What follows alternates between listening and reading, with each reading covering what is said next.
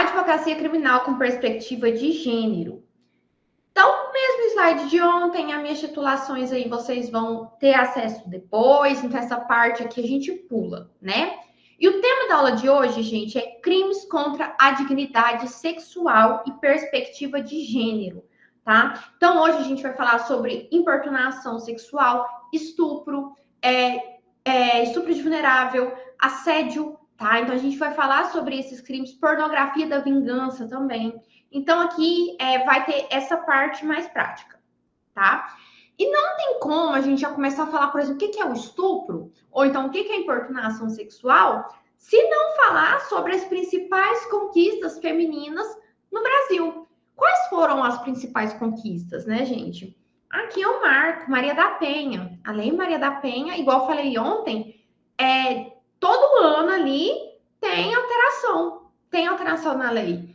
Seja ali na criação da delegacia 24 horas, seja ali naquela situação que eu trouxe ontem, na tese defensiva ou na tese institucional da Defensoria Pública, vocês lembram?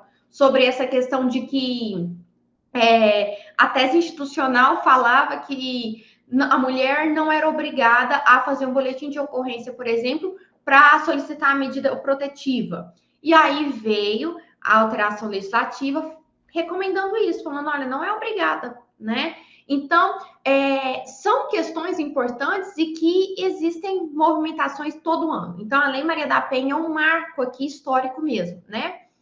As mulheres conquistam o direito ao voto. Agora estou voltando lá no início, né? O primeiro partido político feminino foi criado. A lei do feminicídio, olha isso aqui, hoje o feminicídio é um crime autônomo, né? Importunação sexual passou a ser crime. E aí, quem lembra do início? Como que foi a importunação sexual? Vou até voltar a tela aqui. Como que foi a criação ali para ter a importunação sexual? Como que a importunação sexual passou a ser crime? Lembra daquelas questões que passava direto em metrô e ônibus, homens se masturbando, por exemplo, e aí todo mundo ficava indignado com aquela situação e ficava um absurdo. E aí, como que vai fazer? Como que fica a segurança daquelas pessoas, né, que estão naquele local? E aí veio o crime, importunação sexual. Então, às vezes, a gente também vai ter que refletir o seguinte: nem sempre nós vamos ter um tipo penal para aquela situação. E aí, ontem eu trouxe para vocês sobre o sistema penal. Falei para vocês que o sistema penal não é neutro, não é isso? Então, aqui, a gente também tem que refletir sobre dois pontos. Existe um fato, e esse fato não tem um crime tipificado no Código Penal. O segundo fato, a gente tem que pensar: será que a gente precisa mesmo de tanto tipo penal? Ou os que já tem já são suficientes? E essa é uma reflexão, porque nem sempre você cria lei e aquela lei vai ser efetiva, não é mesmo? Porque a gente fala muito sobre isso. Qual vai ser a efetividade? Ok, existe a lei, mas qual a efetividade disso? Eu trouxe para vocês agora a questão da Lei Maria da Penha, que foi um marco. Realmente, a Lei Maria da Penha é um marco no direito das mulheres, né? Nessa questão da autonomia da mulher, na emancipação, em questões não somente para o criminal de medida protetiva, mas também nessa questão de partilha, divórcio. Tem ali as disposições, né? A mulher que é vítima de violência doméstica, ela tem o direito de matricular o filho na escola próxima à sua residência. Tem várias questões envolvidas, né? Não somente aqui para o criminal. Então, a gente pensa assim: qual é a efetividade da Lei Maria da Penha hoje no Brasil? E aí, quando eu pergunto isso para vocês, a gente tem que basear em quê? Em dados. Então, quando a gente vai pensar nesses pontos, primeiro a questão que eu sempre recomendo é olhar o site do CNJ, tá, gente? O site do CNJ, ele traz dados, ele traz métricas. É o mesmo ponto quando você vai analisar, por exemplo, a audiência de custódia, tá? Só um parênteses aqui. Quando você entra no site do CNJ, você consegue ter um gráfico lá de quantas audiências de custódia que foram realizadas, quantas prisões foram concedidas, medidas cautelares. Então, tem todo um gráfico, ele tem um mapeamento de dados. E aqui a medida protetiva, aqui a Lei Maria da Penha, é isso. E aqui eu gosto de trazer sempre esse ponto, porque às vezes a gente vê na mídia, né? E isso sempre nos questionam também, o seguinte: ai, doutora, eu fui lá na delegacia, pedi medida protetiva, mas não adianta nada. O meu ex-marido fica atrás de mim. Não adianta, doutora, ele não vai preso, não adianta nada. Medida protetiva não vale nada. Quem nunca ouviu isso? Quem nunca ouviu isso? E principalmente, às vezes, até nós, profissionais, reproduzimos essas falas. Não, porque, ó, tô com um caso aqui, não funciona, não foi para frente. Ou não, ou então se você está atuando pelo acusado, você fala, não, mas aí essa medida é a mulher que está mentindo, isso não tem validade, então a medida protetiva ela serve para proteger a mulher, mas acaba que ganha é a mulher que está mentindo. Porque quando realmente a mulher precisa, acaba que isso não surge efeito. Quem nunca ouviu essas frases? E essas frases, gente, elas são enraizadas de experiências também, tá? Eu comentei ontem com vocês sobre um processo que eu tive e que a medida protetiva durou por 3 anos. E esse foi o prazo máximo que eu consegui. Mas não foi vozes da minha cabeça, não estava ali solicitando aleatoriamente. É porque naquele caso, de fato, precisava. E aí, como que a gente vai fazer isso no processo, né? Na prática, como que funciona? Eu não sei se vocês atuam mais nessa parte de Maria da Penha ou não. Mas aqui, como que funciona? Quando você solicita a medida protetiva, geralmente, se tiver já indícios ali, se você juntou provas, né, enfim, o juiz vai deferir, o magistrado defere e ele coloca um prazo de validade, tá? Ele coloca um prazo de validade. Então, vamos imaginar que ele coloca 3 meses, tá? Ele defere e coloca 3 meses. Quando chega perto de dar os 3 meses, ele te intima para falar, olha, a medida protetiva ainda tem que. Já tá bom, já acabou, ela tem que durar mais um tempo.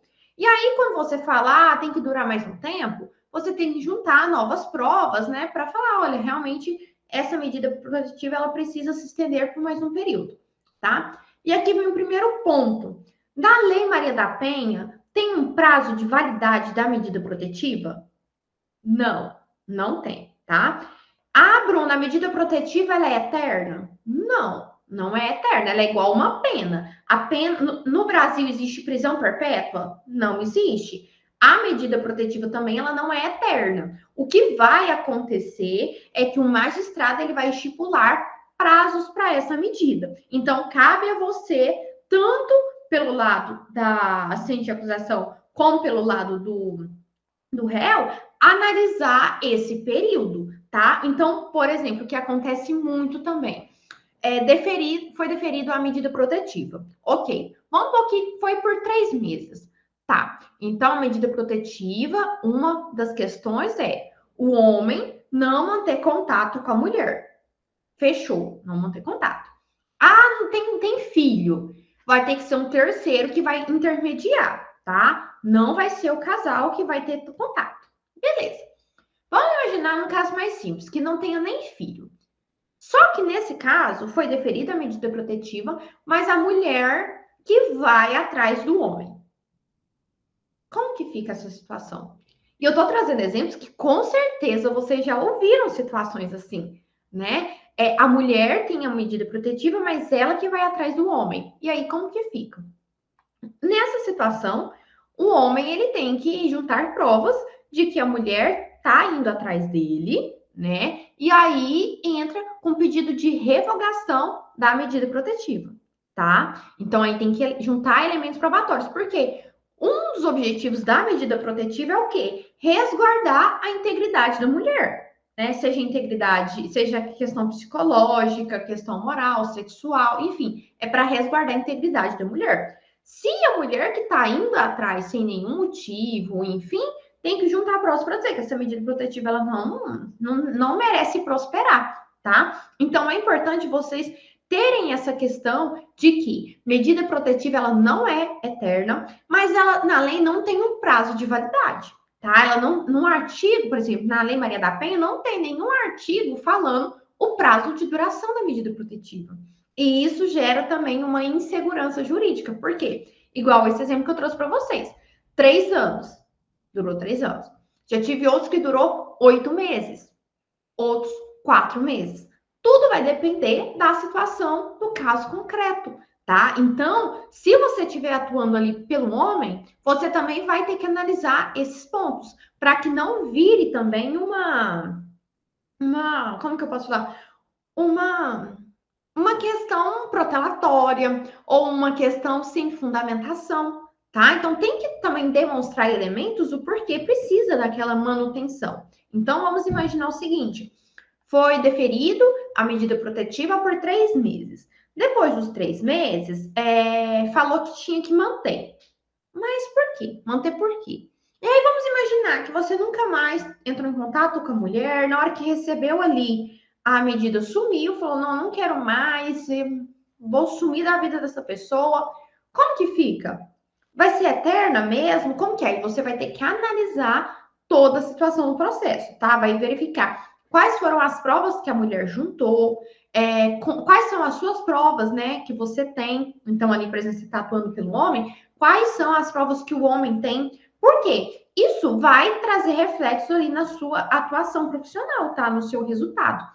Então, gente, quando existem casos de medida protetiva, é importante vocês orientarem o cliente de vocês que, principalmente para mulher, não tem prazo de validade, ela não é eterna. Ela não é eterna, então uma hora ela vai acabar, tá? Mas ela só vai ser renovada se tiver elementos para renovação. Caso contrário, ela não é revogada. E aí, uma coisa que é importante aqui para o homem, quando tá para o homem, gente, é explicar isso. Eu acho que a parte mais, assim, desafiadora que a gente tem é falar que ela não tem prazo. E aí o homem fica irritadíssimo. Por quê? Se ele não tem muita prova, ele vai falar assim: ah, mas então eu vou ficar de mão atada, eu vou ver mesmo que vai ser 6 meses, e aí é 6 meses, sendo que eu sou inocente, eu não fiz nada, aí ele vai começar com os argumentos dele.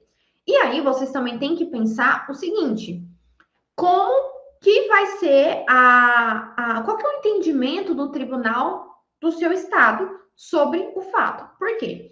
Já vi situações, jurisprudência, inclusive, falando o quê? Quando o homem recorre, vai recorrendo, enfim, já vi desembargador falando, por exemplo, mas é só uma medida protetiva, não sei por que tá dando um chilique. Basicamente com essas palavras, né? Então, assim, por que ele tá tão irritado sendo que é só uma medida protetiva e nem processo criminal né? Porque a gente sabe que a medida protetiva é em apeso.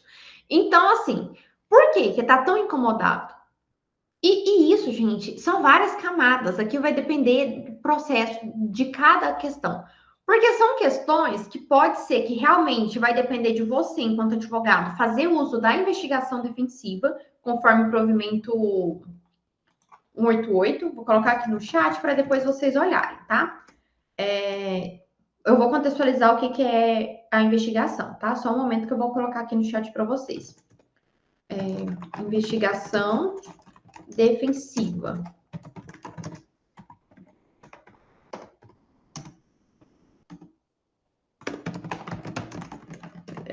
Tava bem. Ó, eu vou colocar aqui no chat para vocês o provimento. O que é isso, gente? O provimento, ele é a possibilidade do advogado produzir provas, tá? Produzir provas. Então, você vai, investigação defensiva, provimento 188 de 2021 do Conselho Federal da OAB. Coloquei aqui no chat para vocês. Respondem aqui se vocês já ouviram falar nesse provimento, se vocês sabem o que é investigação defensiva ou não. Coloque aqui, por favor. Sim. Tá. Gente, a investigação defensiva é a possibilidade do advogado produzir provas. Ok. Vai fazer de qualquer jeito? Não, tá? Não é de qualquer jeito. Porque o advogado, gente, ele também vai poder responder criminalmente se existir uma coação de uma testemunha. Então, em resumo, por exemplo, como que vocês vão observar? Só para contextualizar. Vamos imaginar que vocês querem levar uma testemunha no seu escritório para ouvi-la.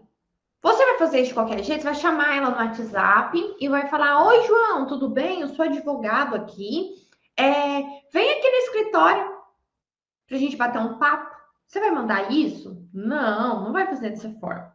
A forma correta, né, de fazer isso de uma forma que vai ter transparência e também resguardar a sua segurança é você fazer um AR, colocar o endereço do seu escritório, né? Você até abrir uma portaria na sua subseção para falar que você vai fazer a investigação defensiva, é você documentar, é você gravar essa parte da conversa. Então, por exemplo, a partir do momento que, vamos supor, que o João chegou no seu escritório, você já começa a gravar isso. Ao final, você faz uma ata, né? Coloca o João para assinar. Então, a investigação defensiva, ela tem vários pontos a serem seguidos e analisados. Ela não é feita de qualquer jeito. E nesse ponto, eu trouxe para vocês, principalmente, para a atuação também do réu, tá? Quando a gente fala sobre essa questão de descumprimento da medida protetiva, a gente também vai ver muito isso, a investigação defensiva do advogado. Então, da mesma forma que nós, se estiver atuando ali como assistente de acusação, podemos fazer a investigação defensiva, você atuando pelo réu também pode. Então, nesses casos, vamos supor, a mulher alega que o homem descumpriu a medida protetiva. E aí você vai e fala, não, aí ele te contrata e fala, não, eu não descumpri, não descumpri. O que dá para você fazer? Geolocalização, pegar câmeras, então, naqueles estabelecimentos. Aí ela vai te dar as informações, né? Igual, descumpriu e estava em tal lugar e tudo mais. Então, você olha se aquele lugar existe mesmo, se naquele lugar tem câmeras, né? Então, isso é importante. Então, isso é uma forma de você fazer investigação defensiva e poder anexar isso no processo, tá? Então, quando a gente fala da Lei Maria da Penha, é uma lei que realmente é um marco, é importante e que várias vezes vai ter vários desdobramentos, né? Então, esse ponto aqui para vocês, eu sempre falo que vocês têm que começar a perceber a Lei Maria da Penha junto com um olhar mesmo de gênero, né? Porque são várias camadas. Para hoje ter, por exemplo, a Lei Maria da Penha e para ter um crime de importunação sexual, são várias camadas, passou por vários estágios. Não foi do nada. Olha isso aqui. A gente fala, nossa, a mulher conquistou voto. Para hoje é normal a gente ir votar. Normal. Mas a gente nem para raciocinar como foi essa conquista. Não foi da noite para o dia, né? Então, assim, a Lei Maria da Penha é um dos marcos, assim, importante mesmo quando a gente fala nessa questão de direitos das mulheres, né? E aqui também não tem como falar sobre os tipos penais envolvendo crimes contra a dignidade sexual se não abordar o papel do feminismo, né, nessa questão da construção de políticas públicas. E aqui eu trouxe uma ordem cronológica para vocês dos principais pontos que nós tivemos para a gente observar essa construção da sociedade, né? Porque, igual eu falei para vocês, a gente vê que a mulher conquistou o direito ao voto, mas a gente fala, nossa, ok, hoje eu voto, hoje eu consigo trabalhar fora. E às vezes você nem raciocina da onde que veio tudo isso e quais foram as mudanças, né? As principais mudanças significativas aí. E perdão. E aqui eu coloquei algumas questões de ordem cronológica para vocês. Olha isso aqui.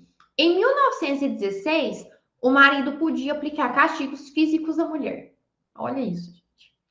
Em 1932, a mulher conquista o direito ao voto. Em 1962, a mulher deixou de ser considerada civilmente incapaz. Olha isso, a mulher era incapaz, tá, gente? Civilmente incapaz. Em 1967, a discriminação com a mulher foi considerada incompatível com a dignidade humana.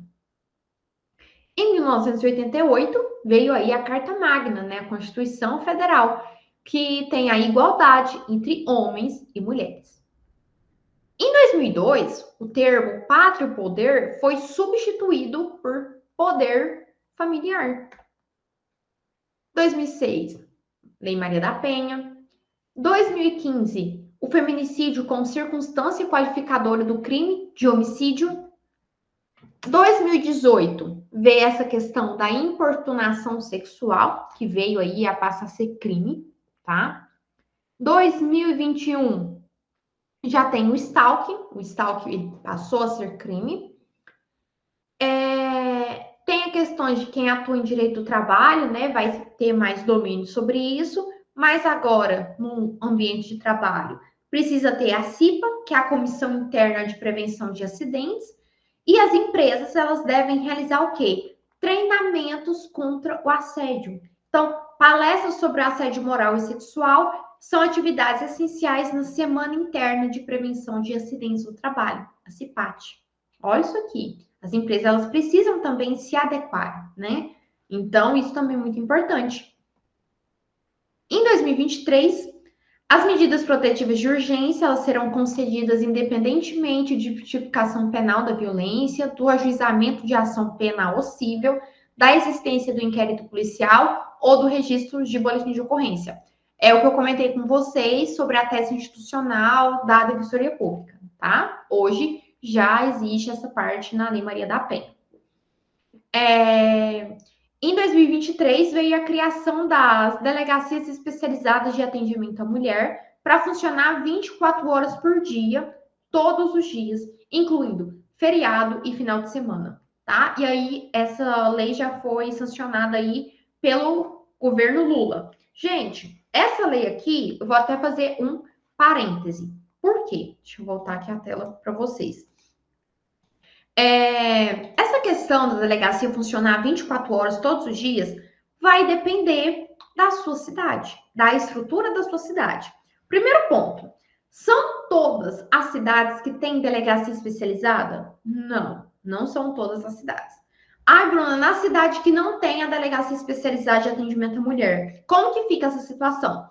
Outra delegacia vai ser responsável por atender a mulher. E aí vai observar aquela questão de dar preferência para o atendimento ser conduzido por uma mulher, tá?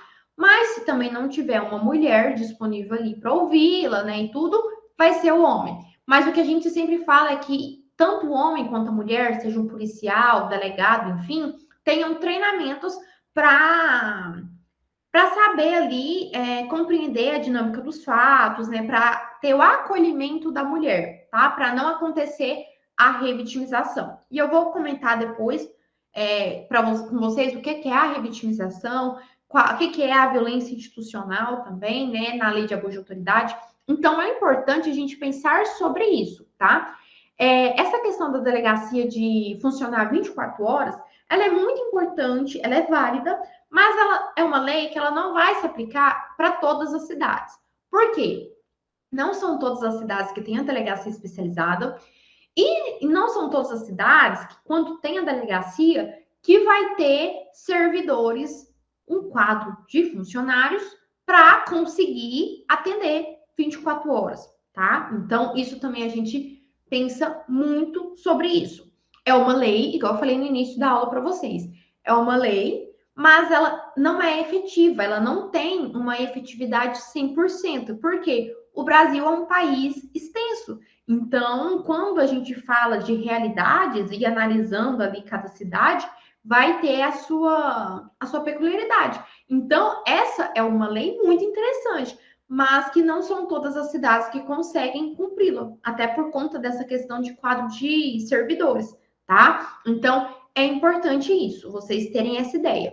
E aqui talvez vocês possam estar pensando, tá, mas final de semana, Bruna, os horários ali, os dias que mais acontecem. Sim, que mais acontece denúncias e violência doméstica. Concordo. Mas aí, nesse caso, quando acontecer, a mulher vai ficar desamparada? Não, ela não fica desamparada, tá? Ela vai ali procurar a delegacia mais próxima e ali aquela delegacia vai conduzi-la, tá? E aí vai explicar melhor para ela o processo. Se for uma prisão em flagrante, vai orientá-la, vai verificar o fato, se vai caber fiança ou não, enfim, vai analisar toda a situação. Mas a mulher, ela não vai ficar desamparada. Mas nesse caso envolvendo violência doméstica, dá preferência para que ela seja ouvida, né? Que a mulher seja ouvida por parte ali de uma mulher. Então, seja uma delegada, uma policial militar feminina, né? Toda essa questão.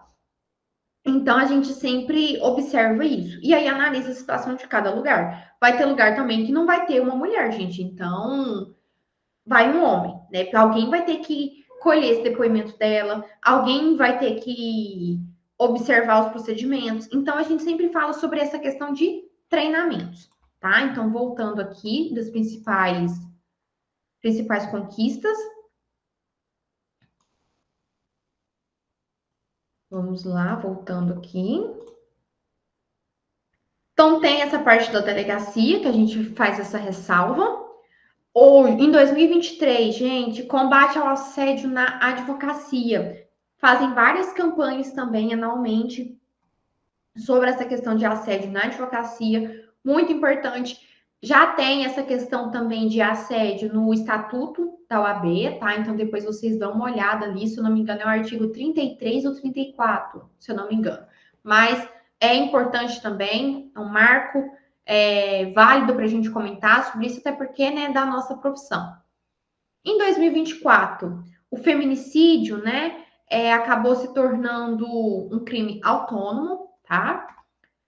E aqui, quando eu trago para vocês esses principais pontos, vocês percebem que é realmente a ordem cronológica? Eu trouxe para vocês no início que o homem podia aplicar castigos físicos na mulher, que a mulher era civilmente incapaz.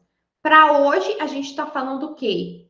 De emancipação, de autonomia da mulher. Então, as coisas elas vão caminhando.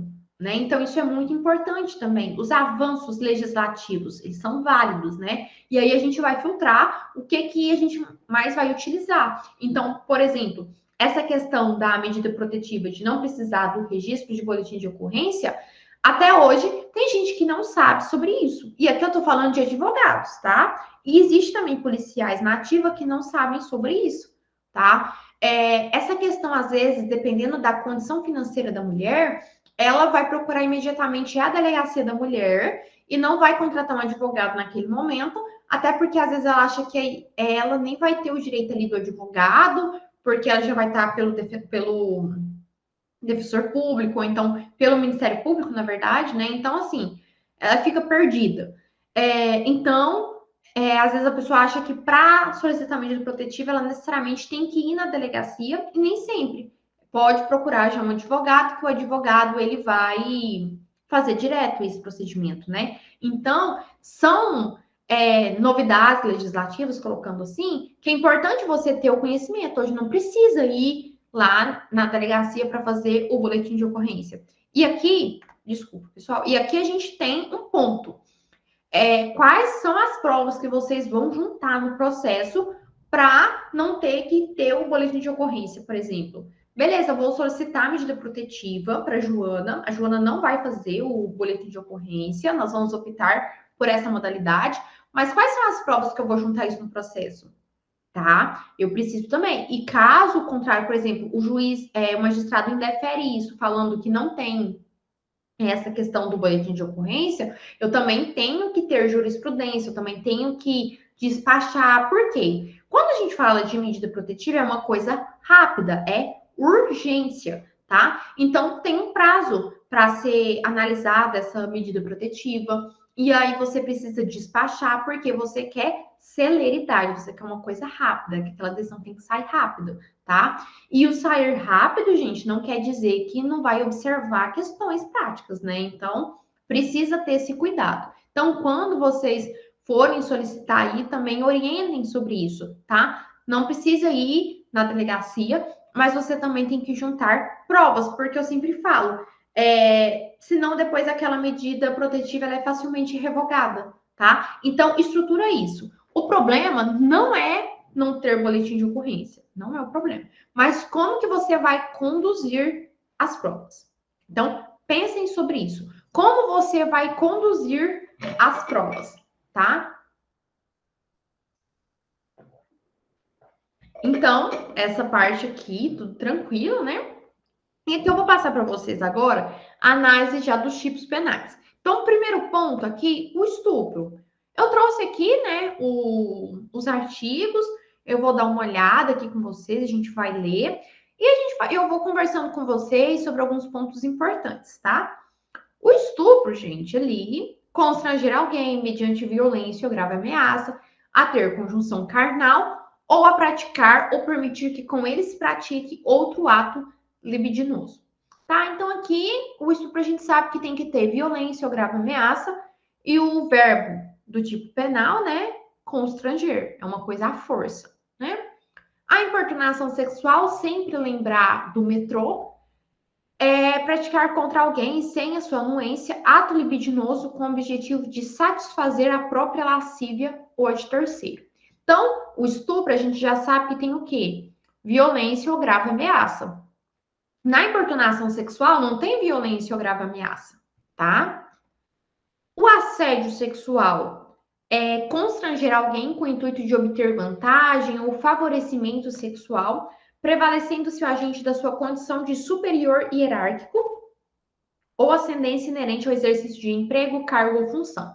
O assédio sexual é geralmente nessa questão do emprego lá, numa relação de trabalho, que tem que ter um interesse que, gente, um favorecimento sexual, o intuito de obter vantagem, mas é sempre com um cargo superior. Então, por exemplo,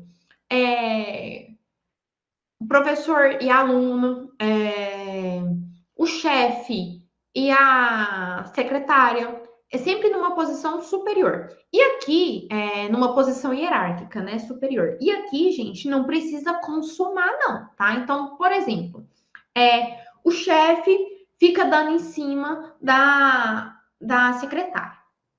E aí fica constrangendo ela e tudo, e falou assim, não, ó, se você ficar comigo, eu vou te promover. Eu vou te promover. E aí, para acontecer o assédio sexual, essa promoção, ela precisa acontecer ou não? Não precisa, tá? Então, a partir do momento que o chefe fica falando isso para ela, já configurou o assédio sexual, tá? Então, o assédio sexual ele não precisa ali da consumação do fato. E aí, sempre lembrar que o assédio sexual é nessa questão de posição superior hierárquica, tá? Já o estupro de vulnerável ter conjunção carnal ou praticar outro ato libidinoso com menor de 14 anos. Lembrando que se a pessoa está alcoolizada e tem ali alguma redução da capacidade dela intelectual de pensar, né, o pensamento, isso também é estupro de vulnerável, tá? Então, se ela tem ali a capacidade psíquica reduzida, estupro de vulnerável, tá? A Bruna, ela tá com 30 anos. Não importa se naquele momento a condição psíquica dela estava reduzida, é estupro de vulnerável, tá? E aqui, um ponto importante, eu comentei ontem com vocês, né, sobre essa questão de provas digitais.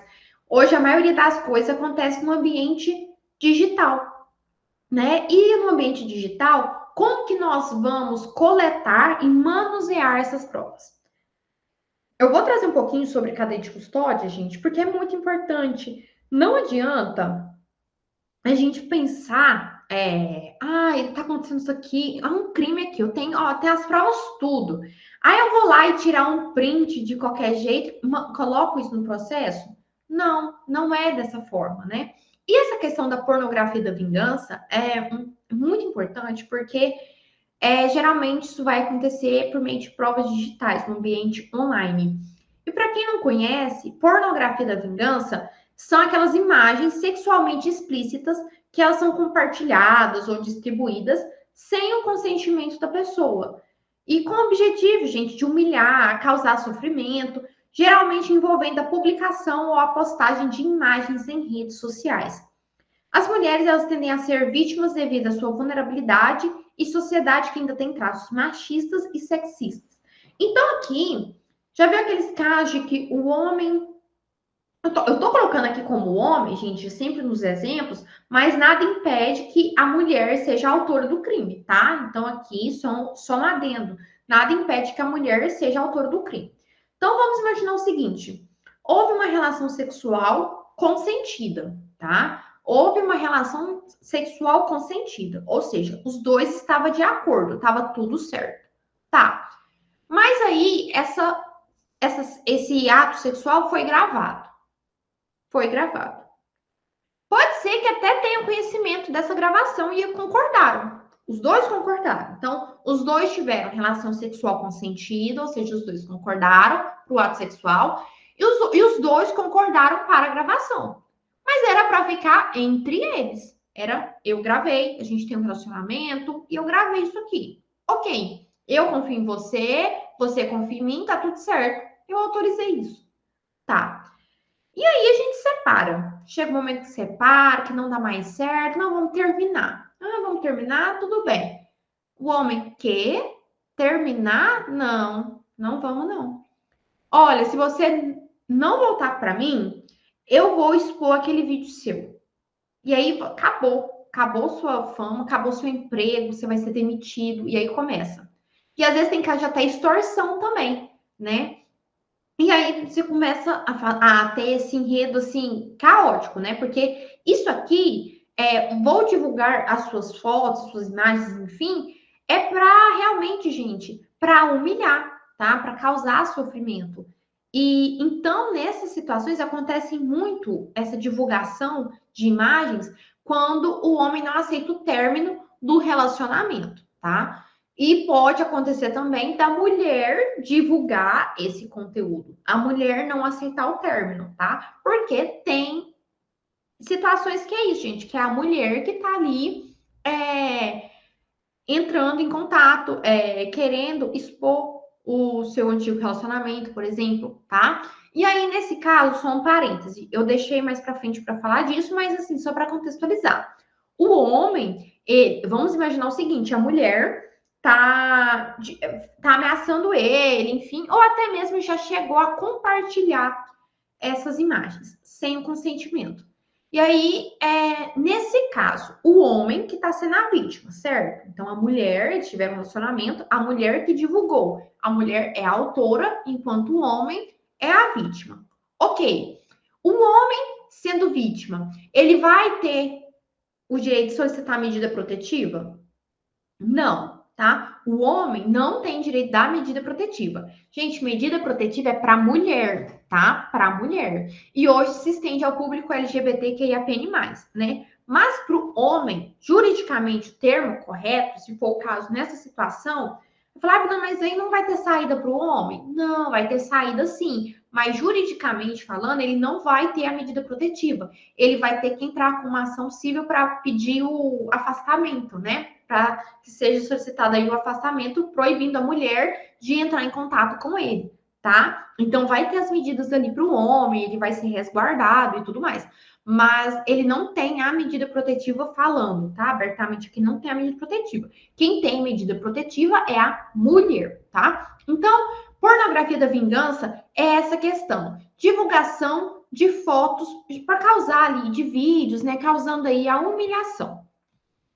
Pontos importantes. Essa questão da medida protetiva. Então, é possível sim solicitar a medida protetiva, a mulher sendo vítima, tá? Então, sempre lembre disso.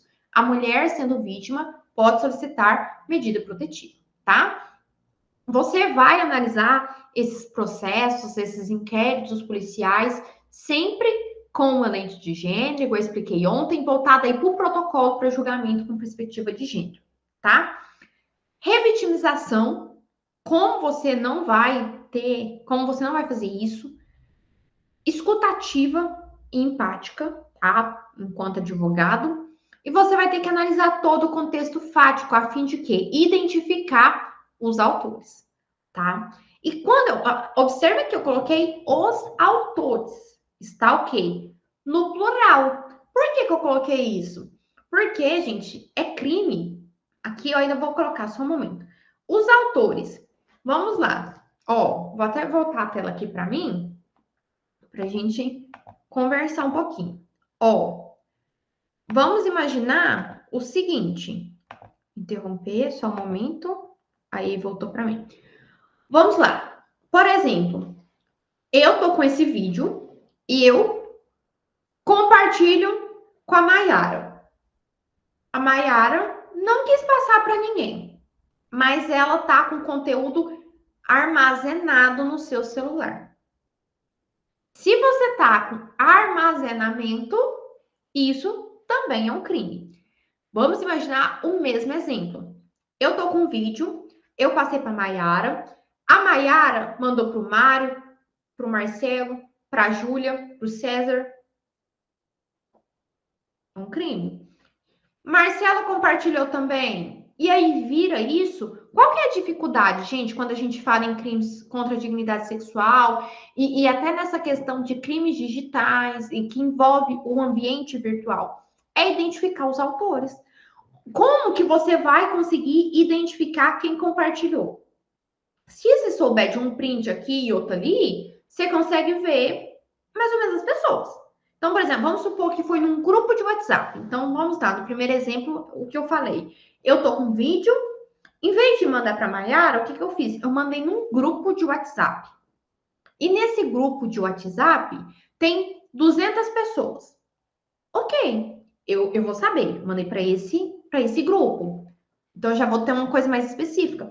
Agora, se não chegar ali a pessoas certas determinadas, dependendo de onde você joga, se for numa dark web, enfim, fica muito mais difícil você conseguir entender e saber quem são os autores, quantas pessoas que conseguiram baixar esse arquivo. E aí vira uma bola de neve. Então, nem sempre é somente um autor, tá? Às vezes são outros, justamente porque houve esse armazenamento, porque houve o comércio, a distribuição. E quando eu falo comércio, é porque isso ainda pode lucrar. Então, eu que estou divulgando, posso ainda estar lucrando. Ou então, eu até compartilhei com a Mayara e a Mayara mandou para a Júlia. E a Júlia falou: gente, eu vou monetizar isso aqui. E começa a vender. Entendeu? Então, isso também são crimes. E quando a gente fala de pornografia da vingança, a gente tem que entender, vou compartilhar aqui a tela com vocês novamente, que o primeiro questões aqui é que a internet, ela não é terra sem lei. Ela pode até demorar um pouquinho, gente, para conseguir localizar o IP, para identificar o IP, né? Para a gente buscar a autoria. Lembrando que identificação de IP não é autoria, tá? Precisa mais de provas. Mas, assim, a internet, ela não é terra sem lei. Tudo que você comenta, que você compartilha, tem responsabilidade ali, né? E que a gente precisa também ter essa consciência. E que quando a gente fala de um crime no ambiente digital, não fica sem punição. Pode demorar um pouco nessa questão de coleta de provas, mas não é uma coisa que fica impune, né? Então, aqui eu trouxe até para vocês essa questão dos falsos nudes, né? Hoje em dia, gente, a inteligência artificial. Nossa, inteligência artificial. Vamos imaginar, isso já aconteceu com várias celebridades também. Eles pegam a imagem de um corpo, vamos pôr uma pessoa nua, e coloca que é a Joana.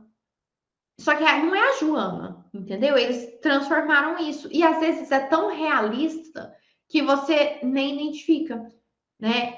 Que aquilo é falso. Então, assim, é muito complicado. E hoje, não somente as famosas, gente, que estão passando por isso.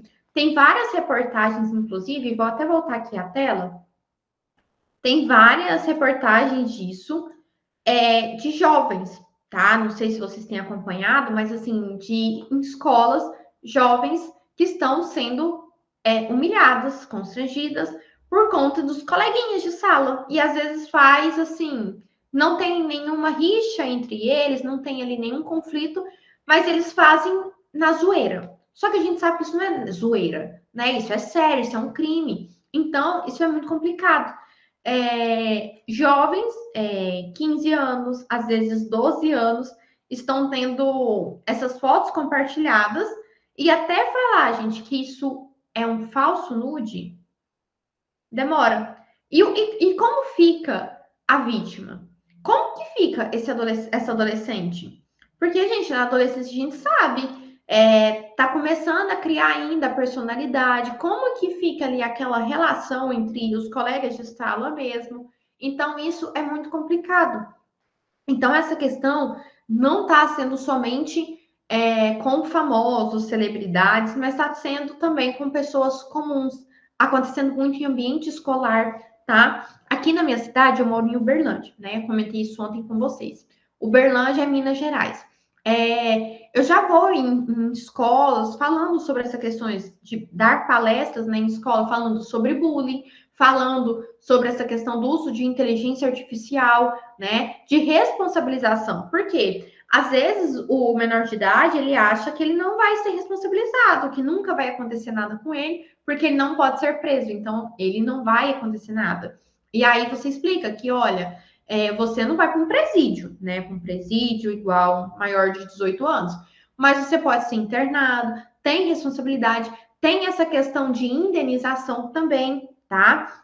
Eu não sei a área de atuação de vocês, mas hoje existe uma questão que chama compliance educacional, que é o compliance nas escolas, tá?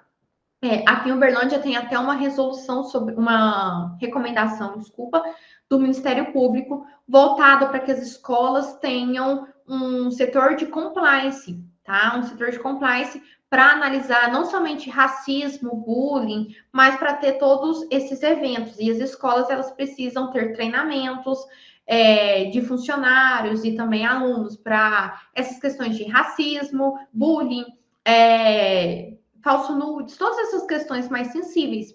Então, se você é advogado, tem experiência nessa questão de compliance, você também consegue ofertar, colocar esse produto, né, também na sua esteira de produtos, no seu escritório. Então, pensar sempre fora da caixa também, né, gente? Porque isso é importante. E tem acontecido demais. Então, às vezes você fala assim, ah, não, mas como que eu vou me resguardar disso? Né? Porque hoje as nossas fotos, elas são facilmente acessadas, não é? Seja aplicando algum golpe, igual eu produzo conteúdo na internet, então as minhas fotos estão aqui na rede, né? Estão aqui na rede. E aí, direto aparece aplicando golpe, utilizando a minha foto, está aplicando golpe. Imagina se pega uma foto minha e eu não sou famosa, não sou atriz global, né? Enfim, e pega a minha foto e faz isso. Então, hoje, com essa questão da tecnologia, qualquer pessoa pode estar sujeita a ter esse tipo de situação, passar por essa situação, infelizmente. E aí a gente entra também em outras camadas, né? Como nós vamos ter segurança digital? Como nós vamos ter segurança no ambiente digital? E aí, gente, são várias questões que a gente não vai ter uma resposta, né? Porque aí o certo seria, então, não ter nenhuma foto em rede social, ninguém ia ter nenhuma foto. Já imaginou você não postar nenhuma foto, você não ter nenhum perfil na internet? E olha isso, né? Tanto que a gente também começa a pensar. Então, são várias questões, né, gente? Então, qualquer pessoa está sujeita a passar por isso. Então, a gente precisa sempre ter essa consciência e não compartilhar essas coisas, até porque é um crime, né? Então, aqui, como que a gente vai. Como que o judiciário já tem questões sobre isso, já tem um crime sobre o uso de inteligência artificial? Olha isso aqui que eu trouxe para vocês. Eu trouxe até um projeto de lei, né? Então, aqui, o Deep Nudes é uma tecnologia utilizada por inteligência artificial que manipula imagens, expõe os indivíduos aí de maneira invasiva e não consensual. Então, gente, esses crimes contra a dignidade sexual são sempre questões de que não tem o consentimento, tá? E essas imagens elas são criadas a partir de fotos existentes de indivíduos vestidos. Então, eles pegam uma imagem do João ali vestido, super normal. A foto do João existe, aquela foto ali dele trabalhando, dele estudando, dele na praia, dele com outras pessoas, aquelas fotos são reais. O que vai acontecer é que coloca o rosto dele em um outro corpo, né? Então acaba que a tecnologia simula a aparência, né, do outro corpo. E geralmente é uma pessoa sem roupa. E aí, eu não lembro quem foi a celebridade, gente. Eu acho que foi a Paola Oliveira, eu não me recordo, mas ela teve, aconteceu isso com ela, só que parece que ela só percebeu ali, né? Ela sabia que era falso tudo, mas só dava para a pessoa perceber que era falso ali por conta da tatuagem. Parece que ela tinha uma tatuagem no braço e naquela foto não tinha essa tatuagem.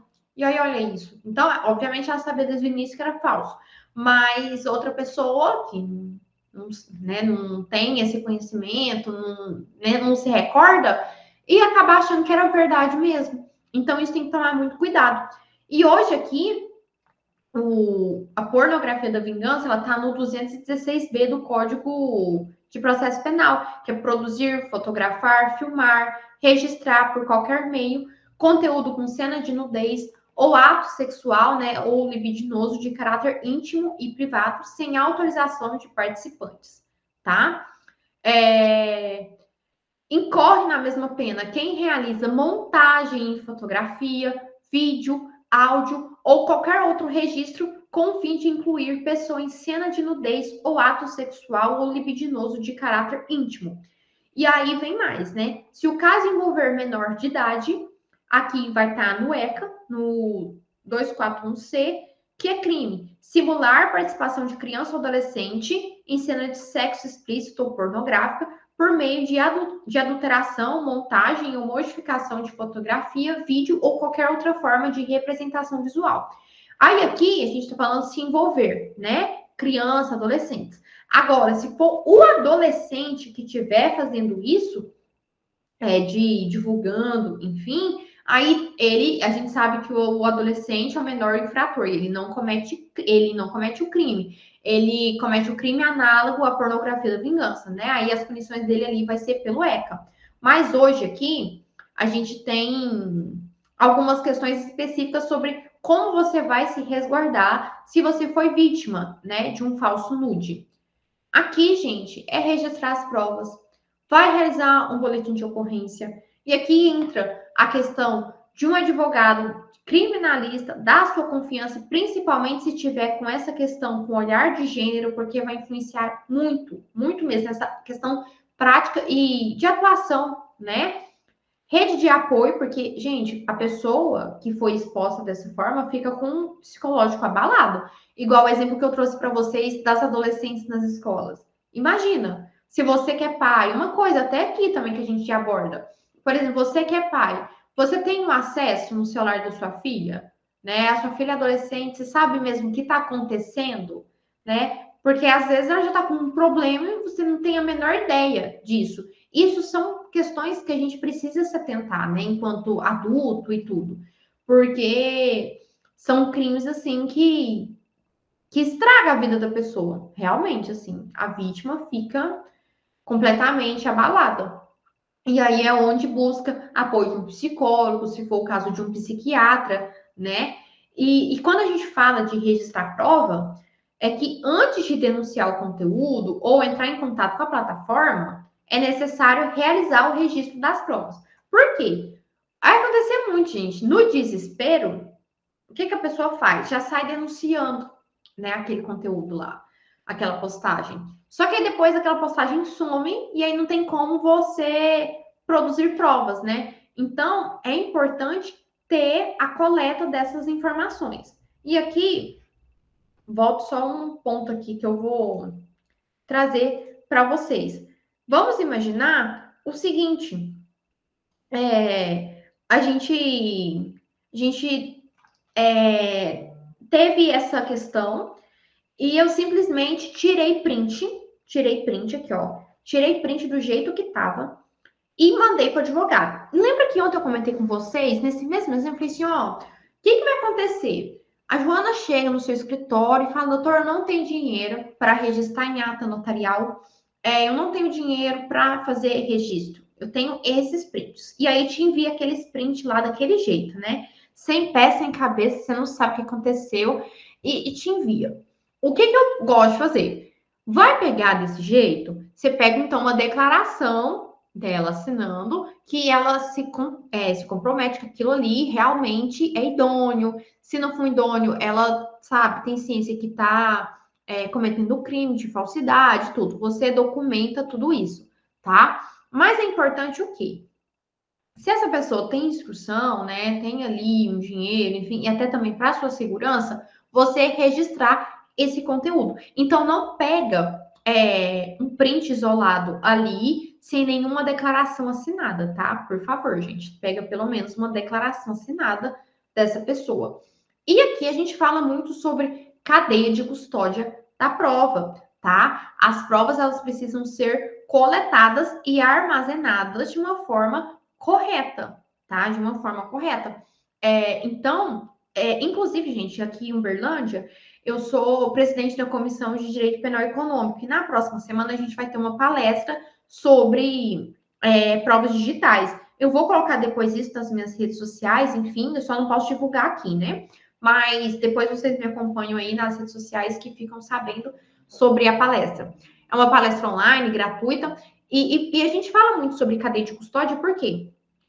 Isso, a cadeia de custódia, é ordem cronológica dos fatos. Você precisa entender que aquele print, por exemplo, ele é válido. Ele não foi manipulado, tá? Então, essa questão dos prints, eu falo só para vocês se resguardarem quanto a isso. Se vocês forem pegar print mesmo, isolado, só um print, vocês peguem um termo aí de responsabilidade, tá? Porque isso vai auxiliar demais. Eu tô olhando aqui no chat, vocês falando da Carolina Dickmann. Sim, a Carolina Dickmann, tanto é que deu, né? A lei ficou conhecida como a lei Carolina Dickmann, né? Que ela teve ali fotos vazadas. Caso da Ana Castela. Esse eu não fiquei sabendo, depois eu vou procurar. Mas olha isso, e é sempre. Geralmente as vítimas são as mulheres, né? Igual eu coloquei no slide anterior, justamente por essa questão da vulnerabilidade, né? Então, gente, quando a gente fala de um ambiente virtual, a gente tem que entender sobre manusear as provas, tá? A gente tem que ter esse cuidado para trazer realmente que internet não é terra sem lei, mas existem procedimentos a serem analisados, tá? Então, aqui,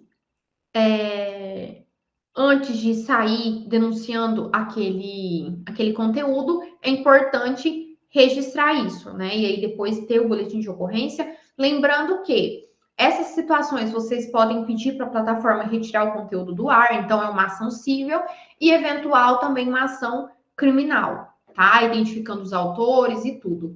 Nessa parte civil, também dá para a gente solicitar ali danos morais, aí tudo vai dependendo da situação. E aqui é igual um processo normal. Quanto mais provas vocês tiverem, melhor. Então, por exemplo, teve essa divulgação, a vítima ficou completamente abalada, tá tomando remédio, teve que começar a fazer um acompanhamento com um psiquiatra, por exemplo.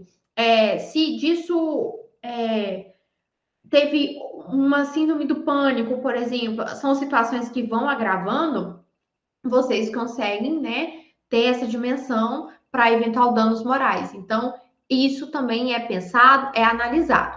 O que eu sempre gosto de pontuar é o seguinte: qual vai ser o momento para entrar com a ação? Vocês vão ter que perceber e ter esse time, tá? Então, por exemplo, já sabe que foi o ex-namorado que fez isso. É interessante o quê? Uma medida protetiva, até para pedir o distanciamento, né, e tudo mais, para não ter nenhum tipo de contato, até por rede social e etc. E aí ir já juntando elementos para uma ação civil, né? Então, isso é importante. Então, tenham sempre isso. Quando eu falo registrar provas, vocês já começam a pensar também em autores, em demandas que vocês podem ali fazer, não somente aqui no civil, mas também no criminal, tá? E aqui eu trouxe um projeto de lei, gente, olha isso aqui. Câmara aprova punição para quem divulgar imagem de nudez gerada por inteligência artificial com o fim de constranger. Projeto prevê reclusão de 2 a 6 anos e multa para a chamada produção de deep nude. Texto vai ao Senado.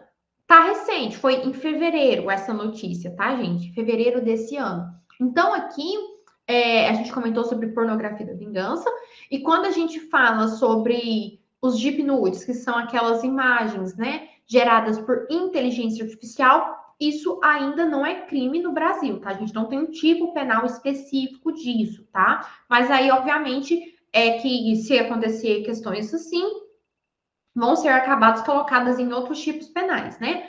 Mas uma coisa específica sobre inteligência artificial já tem esse projeto de lei, tá? E aqui um parêntese. Às vezes você pode falar assim, nossa, mas a pena, né? isso nem é pena, é muito baixo. E aí a gente entra também em outras discussões, né? Sobre aplicação, seletividade. Então, como isso tudo vai funcionar? Se existe ali causas de aumento de pena, a gente vai analisar ali toda a situação, tá? E eu trouxe algumas curiosidades do projeto de lei para vocês entenderem mais ou menos como que funcionaria.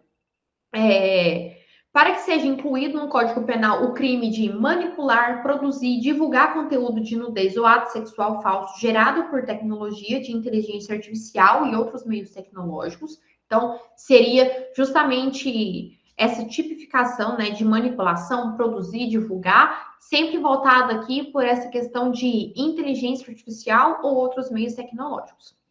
Esse projeto de lei é da autoria da deputada Amanda Gentil.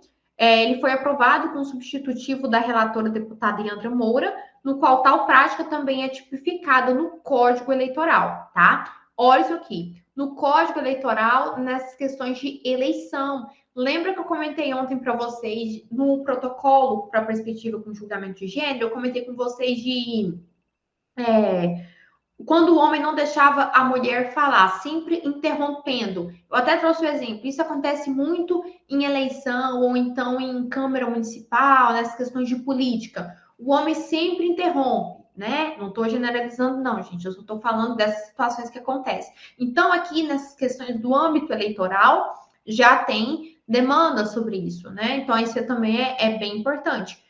E se virar lei, o crime incluído no Código Penal ele pode ser punido com reclusão de 2 a 6 anos e multa, se o fato não constituir crime mais grave. A pena aumentada de 1/3 até a metade se a vítima for mulher, criança, adolescente, pessoa idosa ou com deficiência, tá? Então, ainda é um projeto de lei, mas eu trouxe aqui para vocês já se atentarem que já tem questões em debate sobre essas situações, porque, gente, o direito digital hoje tudo está no online, né? Então a gente tem que se adaptar e tem que começar a ver quais são as tendências, o que está acontecendo, para a gente também criar teses defensivas, para a gente criar também questões de segurança. E aqui, quando eu falo questões de segurança, é a nossa segurança mesmo, pessoal, com as nossas fotos, com os nossos dados, tá? Porque às vezes a gente fala que, LGPD, nossa, que negócio chato, isso não vai para frente. Mas são situações importantes que a gente precisa refletir, né? Então, quando eu trago essa questão de inteligência artificial, para a gente já começar a entender que cada vez mais tá vindo, tá batendo aqui na nossa porta, isso está acontecendo. E aqui no direito, às vezes, ele não vai acompanhar a velocidade da sociedade, né? Seria lindo se o direito caminhasse igualzinho, do ladinho, né? Mas não caminha. Então, às vezes, a sociedade já está mandando vários sinais, já está acontecendo todo aquele caos, para depois o direito vir e falar: ah, tá, vou analisar isso aqui. Então, vamos fazer um crime para isso, tá? Então, são várias camadas, né? E aqui também tem aumento de pena quando ocorre a disseminação em massa por meio de redes sociais ou plataformas, né? Que aí a pena seria aumentada de 1/3 ao dobro. E aqui, para coibir essa prática em campanhas eleitorais, a relatora incluiu no Código Eleitoral a tipificação semelhante, mas a pena de reclusão com intervalo maior, de 2 a 8 anos e multa. A única diferença em relação ao Código Penal é que as imagens envolvem candidatos ou candidatas. Tá? Então, tem essa peculiaridade aqui nessa questão do Código Eleitoral nas eleições. Tá? Lembrando que isso é um projeto de lei. E aqui, gente, os impactos que teve de crimes sexuais nas reformas legislativas, qual que é o impacto disso? É o que eu sempre venho comentando. A autonomia da mulher, para que tenha um julgamento acolhedor, qual que vai ser a sua postura, né, enquanto advogado, sendo na defesa do réu, como assistente de acusação? E eu trouxe um ponto aqui sobre as audiências por videoconferência e exposit, né? Os casos, os cases e avanços legislativos. Aqui, gente, só um ponto. O tanto que a gente observa essa questão por exemplo, da Lei Mariana Ferrer. A gente fica vendo tanto isso na internet, né? Às vezes até questões assim, por exemplo, violadores de prerrogativa. Todo dia tem um vídeo saindo disso, né? Uma questão de abuso de poder. E às vezes você fala, nossa, mas de novo, não acredito. O que está acontecendo? E aí, eu até participei de um podcast da UAB aqui da minha cidade falando sobre isso. Gente, essas coisas, infelizmente, sempre existiu. Sempre existiu. O que acontece é que agora, com o avanço da tecnologia, as coisas estão sendo divulgadas. E aí tá tendo o exposit. Porque aí na hora que coloca na rede, aquilo ali viraliza. Isso, infelizmente, sempre existiu, tá? Então aqui a gente começa já a pensar em como que você vai atuar nesses casos, né? Envolver o crime sexual, qual que vai ser a sua atuação? Então, autonomia da mulher, eu já não vou me adentrar muito, não vou mais falar sobre isso, porque a gente está falando aqui desde ontem, né? Sobre autonomia, sobre um julgamento acolhedor. Então, aqui, sobre a sua postura e esses expos de que vem surgindo, principalmente no caso, por exemplo, da Lei Mariana Ferrer. O que aconteceu? Teve aquela barbaridade, né, que ficou revitimizando. Então, aqui, o que eu trouxe para vocês? Questões de audiência, então a gente vai bater nesse ponto de audiência, violência institucional, trazer questões da lei de abuso de autoridade, e aí depois a gente parte um papo mais prático aqui, de como a gente vai ter essa postura, tanto nessa questão de, tudo bem, eu estou pelo lado, eu estou fazendo a defesa aqui do réu, mas eu não vou humilhar ali a vítima, né? Então você também ter essa consciência. E se você também estiver ali com assistente de acusação e perceber que tem indícios ali, que está tendo frases machistas, retrógradas e está tendo violência institucional, você também tem que fazer constar isso em ata e falar, igual eu falei isso ontem, né, para vocês. Aqui, gente, eu trouxe. Perdão, fechei aqui. Aqui no slide eu trouxe para vocês essa questão do artigo 400A, tá? Do CPP. Olha isso aqui. Na audiência de instrução e julgamento, e em especial nas que apuram crimes contra a dignidade sexual, todas as partes e demais sujeitos processuais presentes no ato deverão zelar pela integridade física e psicológica da vítima, sob pena de responsabilização civil, penal, administrativa, cabendo ao juiz garantir o cumprimento do disposto neste artigo. Vedadas. Manifestação sobre circunstâncias ou elementos alheios aos fatos e objetos de apuração nos autos.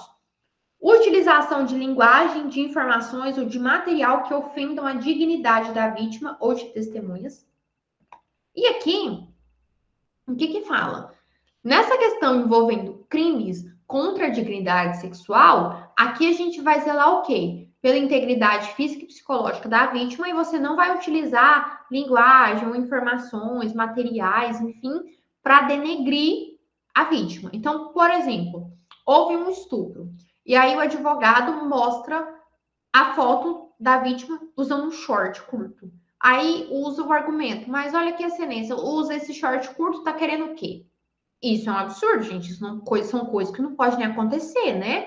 Ter esse tipo de fundamento, que isso nem é fundamento. Então, aqui, o artigo 400A fala justamente sobre isso. Que aqui o objetivo nos crimes contra a dignidade sexual tem que zelar pela integridade física e psicológica e cabe o quê? Ao juiz garantir que seja cumprido esse artigo. Então, precisa sim resguardar. E quando a gente coloca nisso aqui, ó, cabendo ao juiz garantir o cumprimento, é importante o quê? Ele é o responsável, né, para análise disso e fazer valer esse dispositivo, mas é igual eu falei para vocês ontem, se no decorrer da audiência vocês perceberem que está tendo essas questões envolvidas, você tem que falar pela ordem e excelência e já explicar o que está acontecendo e constar em ata e tudo mais. E aqui, sobre a lei de abuso de autoridade, gente, a violência institucional está no artigo 15A. E o que é a violência institucional?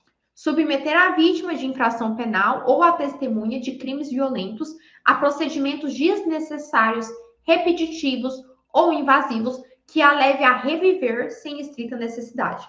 situação de violência, situações potencialmente geradoras de sofrimento ou estigmatização. Então, aqui, a lei de abuso de autoridade, quem que comete a lei de abuso de autoridade? Policial, delegado, juiz, promotor. Isso é a lei de abuso de autoridade, tá? Então, violência institucional. Tá acontecendo isso, vocês têm que constar em ata, tá? Tem que constar isso em ata. Então, lembrando que violência institucional tá no artigo 15A, tá? E vai muito em consonância. Ai, gente, perdão, desculpa. A violência institucional vai muito em consonância com o artigo 400A, tá? Porque o objetivo aqui é resguardar a integridade física e psicológica. E olha, se tem o juiz nesse caso, ele que tem que analisar, né? Que tem que ser o garantidor, e você tem que constar isso em ata, tá, gente? Porque eventualmente vai ser nulidade, mas você precisa constar. Se você perdeu a chance, perdeu o momento, não tem como voltar atrás. Então, é atento, atento. E aqui, inclusive, vou até fazer um parêntese. Lei de abuso de autoridade. Gente, a lei de 2019. Tem gente que nunca nem leu a lei de abuso de autoridade. Se você é um dessas pessoas, vocês vão ler essa lei, gente. A lei é curtinha. A lei é curtinha, não demora para ler. E aqui são vários pontos importantes. Essa lei de abuso de autoridade, gente, é questões de, por exemplo, o seu cliente, às vezes nem é caso de repercussão, mas a mídia tá lá, o seu cliente foi preso e já vai filmar o seu cliente mostrando tatuagem, saindo da delegacia, o pau torando, você vai deixar isso? Não. Você tem que saber sobre a lei de abuso de autoridade. Já para fazer um requerimento lá pro delegado, falando, não vai ser assim.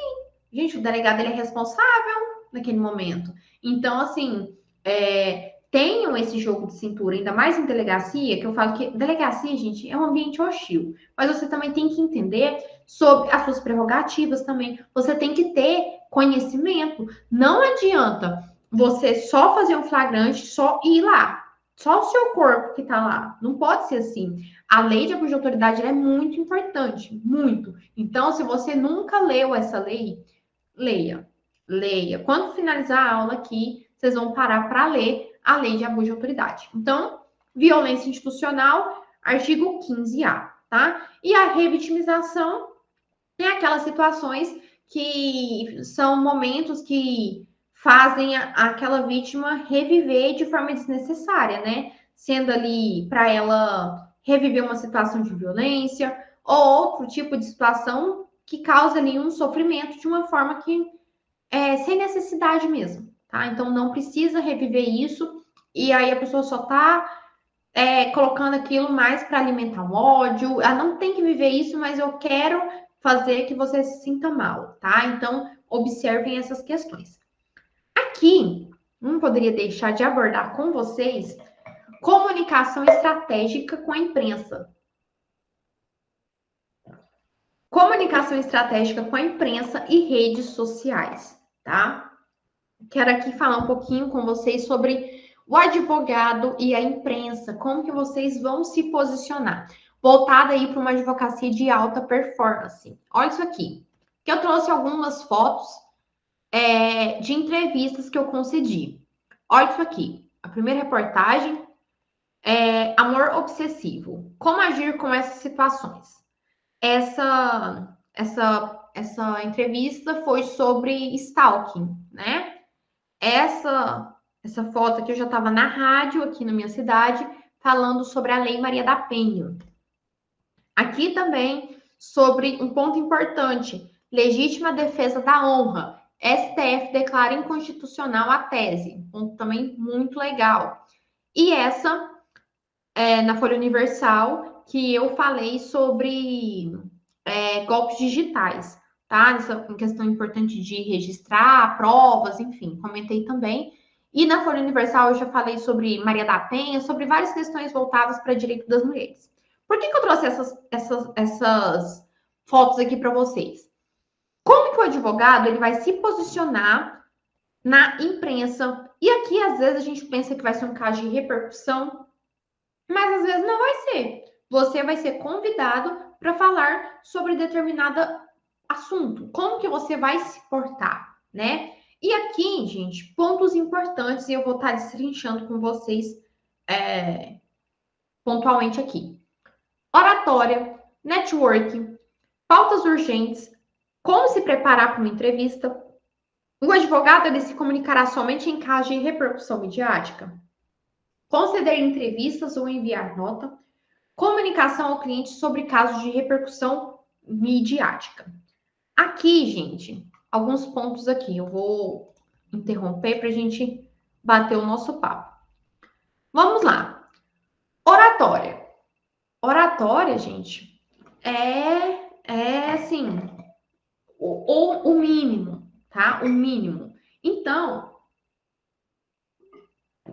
é o seguinte, se você deseja conceder uma entrevista, você não vai conceder uma entrevista se você não tem o domínio daquele assunto. Por quê? Ontem eu falei, a mídia ela pode estar do seu lado, mas ela também pode te arruinar. Então, tenha essa consciência. Ah, Bruno, eu quero palestrar. Beleza. Quer palestrar? Você tem domínio do tema? Você tem domínio da oratória? Se não tiver, gente, não faz isso nesse momento. Vai fazer um curso de oratória, vai treinar no espelho, treina e treina. E aplica. Porque não adianta você só ficar treinando, você tem que aplicar, tá? Então, isso é muito importante. Tenha o domínio da oratória, tá? Oratória é fundamental. E o network, quando eu falo network, ele é importante em todas as áreas da nossa vida. Não é somente você fazer parcerias com advogados, mas você também buscar aí network com outras profissões, né? A primeira vez, gente, que eu concedi uma entrevista, ou como veio essa oportunidade para mim, conta para vocês. Um advogado me seguiu no Instagram e ele era da minha cidade, só que eu nunca tinha visto ele. Olha que loucura, gente. Também seguia ele e a gente nunca tinha se visto. Hoje nós somos parceiros na advocacia, mas nessa época a gente nunca tinha trocado ideia, nada. Ele só me acompanhava e eu acompanhava ele. Era basicamente isso. E aí um dia ele me mandou um direct, porque nem tinha meu WhatsApp. Ele lá mandou um direct perguntando se eu tinha interesse em participar de uma entrevista e tal, porque a amiga dele era jornalista e estava precisando. E aí era para falar sobre a Lei Maria da Penha. Aí eu falei, na hora, gente, eu respondi, falei, nossa, muito obrigada pela lembrança, tenho interesse sim, pode estar passando meu WhatsApp e passei o número. Gente, não deu nem 2 minutos, essa mulher entrou em contato comigo. E aí eu gelei. Eu falei, gente, eu nunca nem dei entrevista. Eu nunca sabia disso, não. Eu nem sabia, assim, como comportar, o que fazer, como seria. Não, nunca tinha feito isso. E aí, na hora, eu gelei. E aí, fui conversando com a mulher e tudo mais. E aí, um detalhe. Meu escritório é digital, tá? Hoje aqui eu tenho home office, tudo certo, eu tenho um endereço fiscal, enfim, eu não atendo na minha casa, tá, gente? Eu tenho um espaço físico, etc., mas eu faço só atendimentos pontuais nesse local. E eu utilizo o endereço fiscal, né, para colocar no contrato e peças, enfim. E aí, beleza, tudo certo. E aí eu não peguei e falei, meu Deus. E nessa época, gente, eu não tinha um endereço fiscal, tá? Não tinha endereço fiscal. E aí eu falei assim, gente, mas como que eu vou fazer? Eu não vou falar isso pra pessoa. Ah, não tem escritório. Eu não vou falar que não tem escritório. Porque ninguém precisava saber sobre essa informação. Aí nisso, eu peguei e marquei num coworking. Não é onde hoje eu tenho escritório lá, mas era em outro espaço. Eu marquei num coworking e no tal horário e fui. E aí, gente, pra vocês terem ideia, era assim, eu conversei com essa pessoa era 5 da tarde e a entrevista foi no outro dia. Isso ainda deu tempo de preparar, porque hoje eles entram em contato comigo 10 da manhã para uma entrevista às 2 da tarde. Então, assim, não tem um tempo para você ficar pensando e refletir. E aí, nesse dia, gente, na primeira experiência, peguei, fui nesse coworking, aí o que eu fiz? Eu levei uns livros e umas coisinhas lá, né, para na hora que me filmar, pegar o meu nome, né, enfim, pegar um fundo de livros, né, e tudo mais. E aí, gente, gravei e tudo, deu tudo certo. E aí eu só falei muito rápido. Mas deu certo a entrevista, passou. E eu fiquei super feliz na hora que eu me vi na televisão, né, e tudo mais. E aí, eu tava nervosa, né? Mas deu certo. Tá bom. Aí, na segunda vez, foi ao vivo. Essa foi gravada. Na primeira vez foi gravada. Na segunda vez foi ao vivo. Ai, gente. O ao vivo é igual aqui. O ao vivo, se eu errar, se eu falar alguma palavra português, né, errada, assim, vocês vão saber, né? Então não tem como eu voltar atrás e tal. E eu fiquei assim, meu Deus. Aí fiz o ao vivo. E aí, gente, a mão geladíssima, geladíssima. E aí foi. Nas primeiras vezes, eu ficava assim muito nervosa, muito, muito, muito, muito, a ponto de até passar mal. Era assim bem nesse nível. Depois foi passando. Mas aí no início, assim, nas 5 primeiras vezes assim que eu ia, às vezes até num estúdio mesmo, no ao vivo, gente, as apresentadoras chegavam assim para mim: "Oi, você é a doutora Bruna, seja bem-vinda." Não precisa ficar com medo, vai dar tudo certo. Gente, elas falavam isso, eu acho que era a minha cara que tava assim de apavorada, falando assim: "O que que eu tô fazendo aqui?" E porque ali para mim era um ambiente diferente, era um ambiente novo, né? E depois foi passando. Hoje tudo normal, graças a Deus, gente. Então o que eu tenho para dizer para vocês é: treine em oratória, saia da sua zona de conforto, mas se prepare para isso, né? Porque também você não vai lá para passar vergonha, tá? Então treina, treina, treina e vai dar certo. Vai dar certo. Até chegar que aquele ambiente vai ser um ambiente natural para você. Então hoje eu já chego, já cumprimento todo mundo.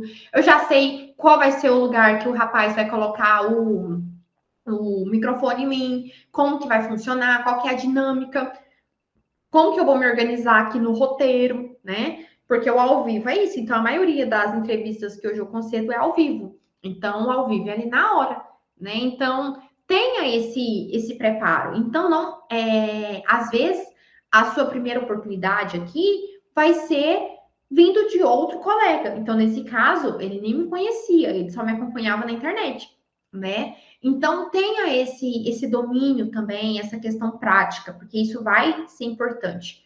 É, tenha essa questão de estudar, de buscar sempre conhecimento, porque, igual eu falei, com a imprensa, às vezes você vai para estar comentando uma situação, um fato, né? Sempre observando o código de ética, tá, gente? Não vai aí comentando coisas assim aleatórias.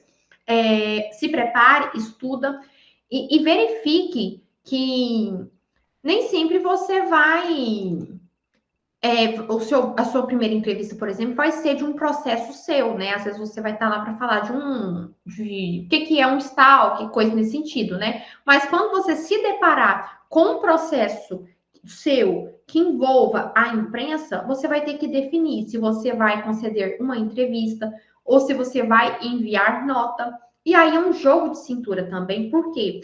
Porque, gente, a imprensa está em cima. A imprensa vai querer te tirar coisas. Então, você também tem que entender qual é a sua tese defensiva ali e como que você vai abordar isso, tá? Então, isso também é muito importante. Qual que é o momento de fala? E, principalmente, orientar o seu cliente que essa situação já é um caso midiático, tá? O seu cliente ele tem que estar ciente disso.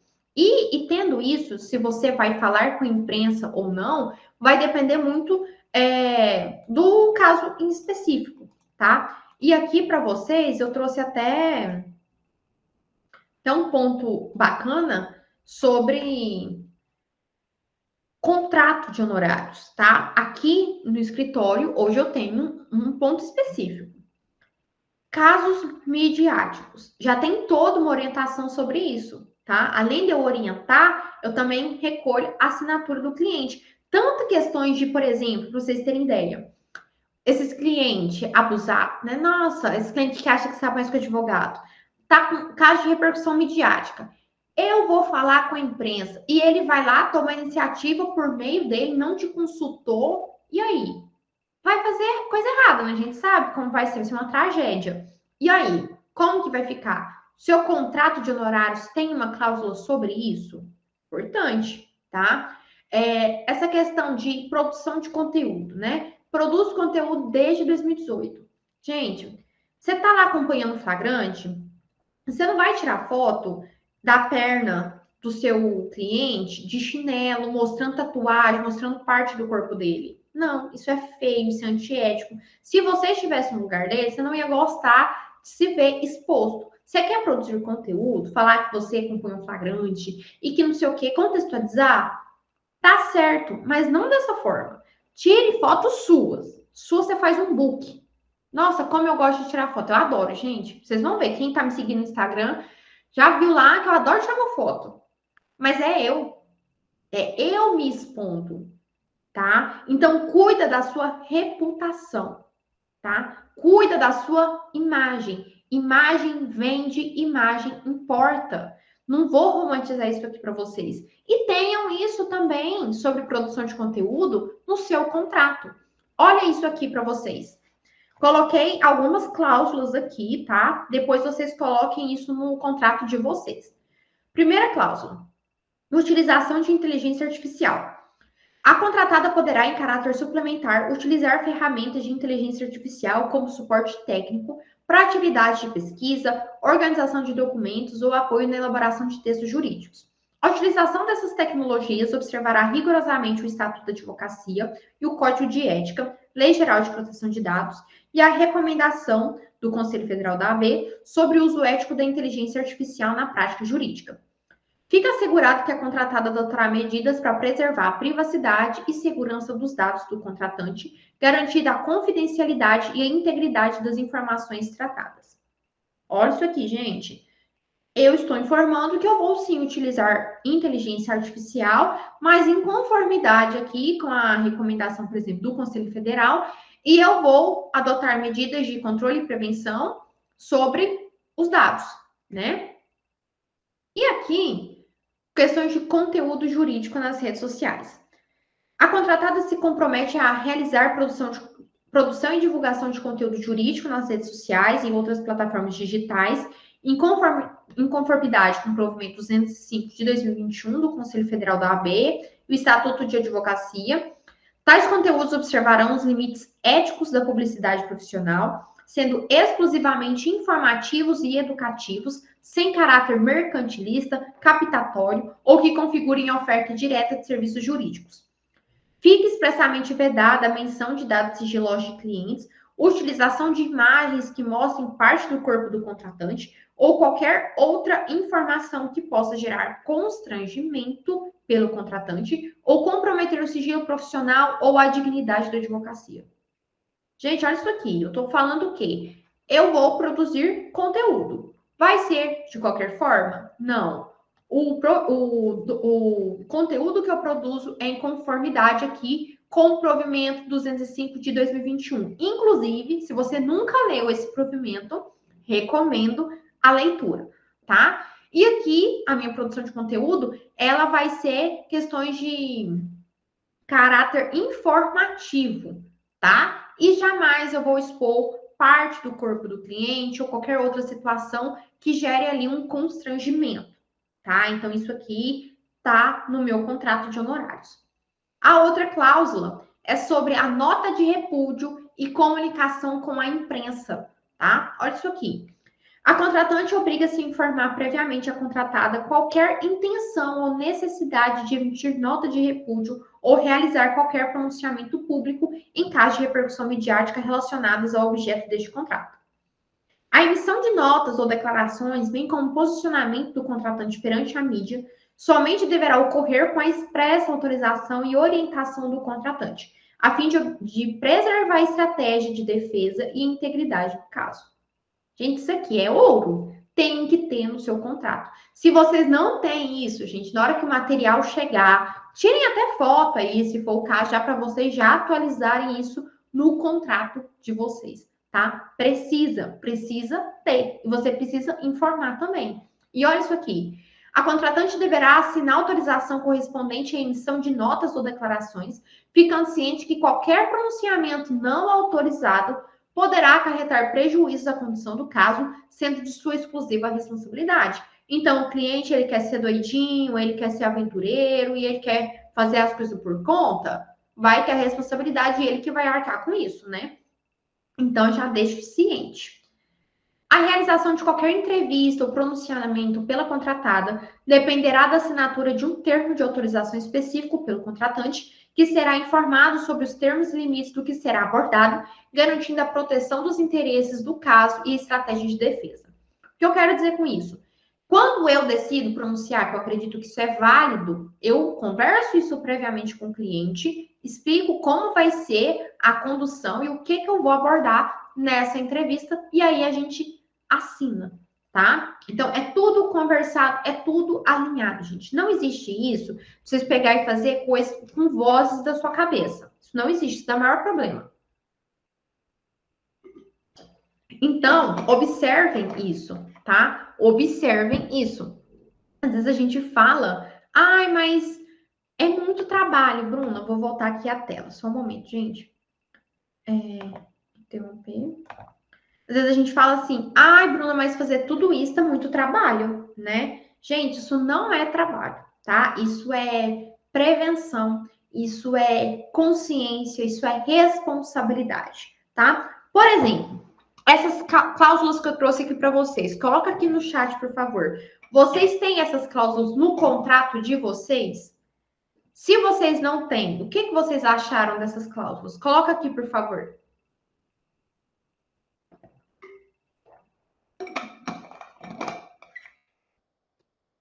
Vamos lá, deixa eu olhar aqui. Hoje vocês estão mais tímidos, hein? E ontem tava todo conversando aqui no chat. Hoje vocês já estão mais tímidos, né? Ah, o Marcelo, não tenho, excelente. É isso. E, gente, isso aqui é muito real que eu abordei aqui com vocês, porque às vezes a gente vê e às vezes a gente pensa assim, não, mas é importante demais o advogado tá dando uma entrevista. É bom, gente, eu não tô mentindo, não. Isso gera repercussão, isso gera construção de autoridade. Isso gera, não estou romantizando. Só que você precisa saber fazer as coisas. Por quê? Se você faz de qualquer jeito, vai dar problema. O seu cliente, ele vai te infernizar. E com razão, porque você não informou, você fez conforme só o que você quer. E aqui, a gente tem que separar o quê? Um processo que é do seu cliente e o seu ego, tá? Coisa completamente diferente. A imprensa é ótima, mas às vezes o advogado ele vai querer só o ego dele, o que é bom para mim. Calma, não é assim. O que é bom para o seu cliente é ele que está te pagando, ele que está te contratando, é ele que confiou em você. Olha aqui, aí que vira a chave, tá? Então, isso é muito importante. Tenham essa consciência, tá? Essa consciência, o processo é do seu cliente. Se você quer se autopromover, tem outras formas, gente. Aqui eu não vou nem falar se você tá errado ou não, mas tem outras formas, outras formas. Mas aqui você tem que entender sobre a sua palavra, ela não faz curva. Quando você orienta, quando você tem isso no contrato, evita dor de cabeça. Então é isso que a Júlia falou. Achei que pode poupar uma grande dor de cabeça. Exatamente, né? Então, isso, às vezes você faz as coisas na afobação. Na afobação. Ai, não, mas é porque a mídia quer as coisas para agora. Vai querer. Se não for interessante para a defesa, não vai fazer.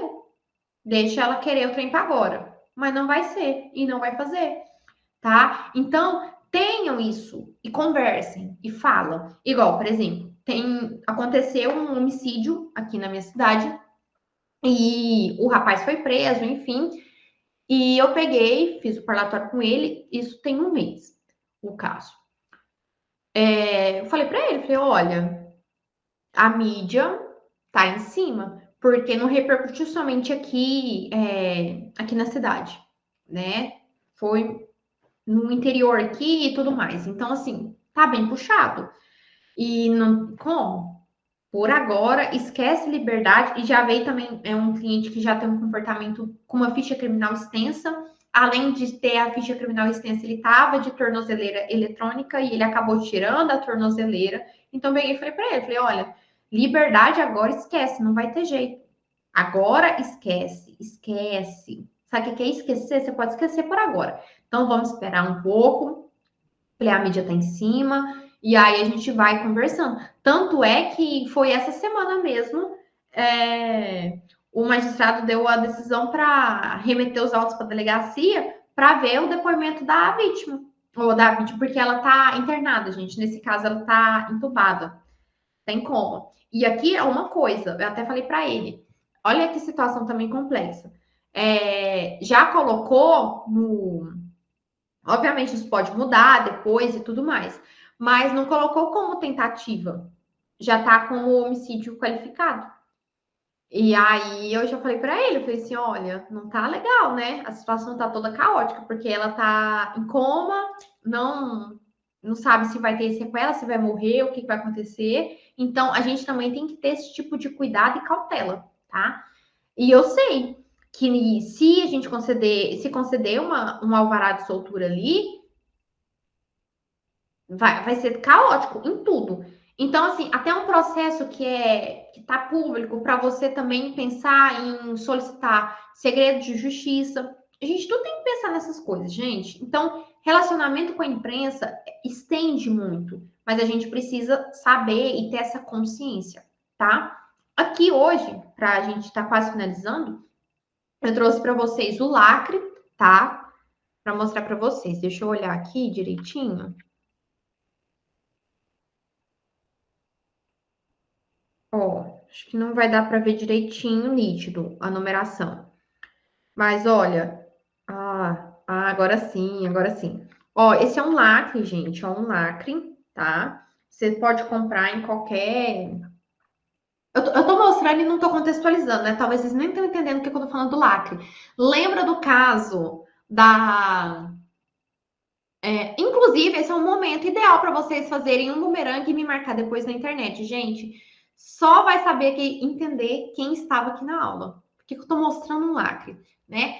Lembra do caso dessa questão que eu trouxe para vocês, da briga do casal, que teve a violência doméstica e o celular foi quebrado? Lembra desse caso? Olha isso aqui, um lacre para vocês. Olha, um lacre. Esse lacre a gente vai utilizar quando aquela delegacia não tiver um invólucro, tá? E quando aquele objeto ele precisa ser periciado e ele é do interesse da defesa, tá? Então você vai utilizar esse lacre e esse invólucro, gente. Olha, saquinho, sabe esse saquinho que a gente faz as provas? Olha isso aqui, ó, essa parte aqui. Entendeu? É isso que vocês vão fazer. Olha aqui, por exemplo, o que eu comentei ontem do celular. Olha, aula prática aqui, né? Aula prática. Por essa, talvez vocês nem esperavam. Ó, esse é o saquinho, vou usar até o termo saquinho. Esse é o saquinho da prova do Enem, né? Esse é o celular.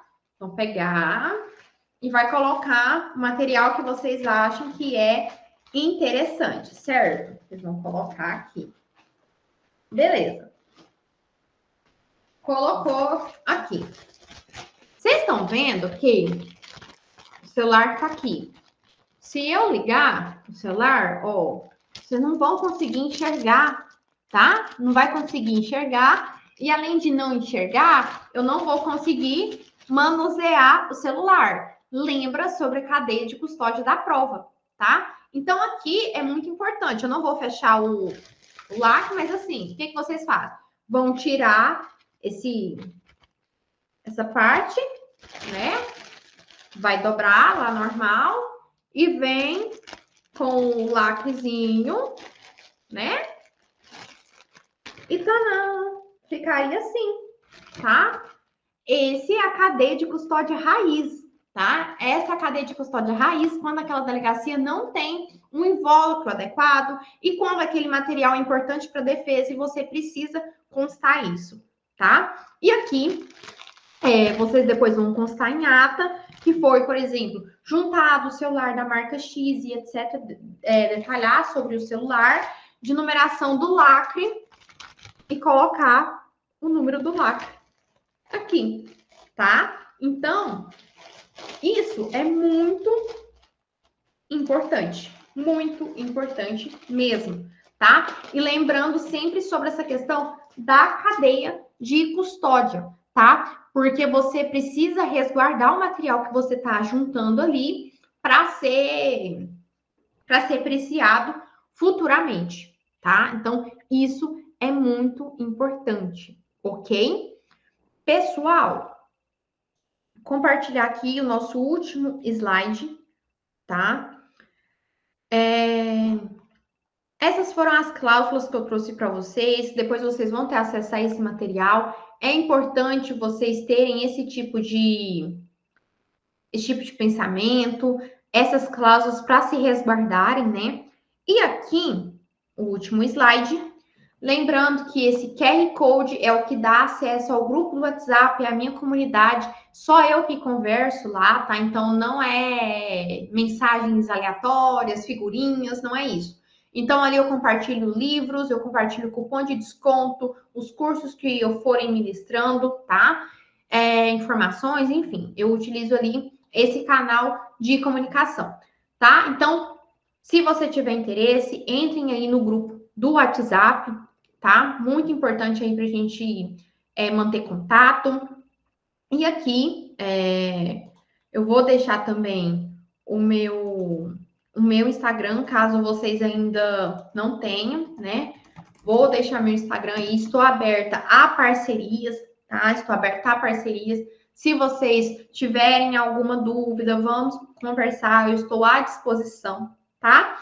Eu queria ver com vocês o que vocês acharam da nossa aula, se vocês têm alguma dúvida, algum feedback, porque agora a gente vai tirar uma foto, tá? Não agora, né? Mas assim, depois que tiverem finalizados essa parte de feedback, dúvidas, a gente vai tirar uma fotinha aqui só para a gente registrar mais um curso finalizado, né?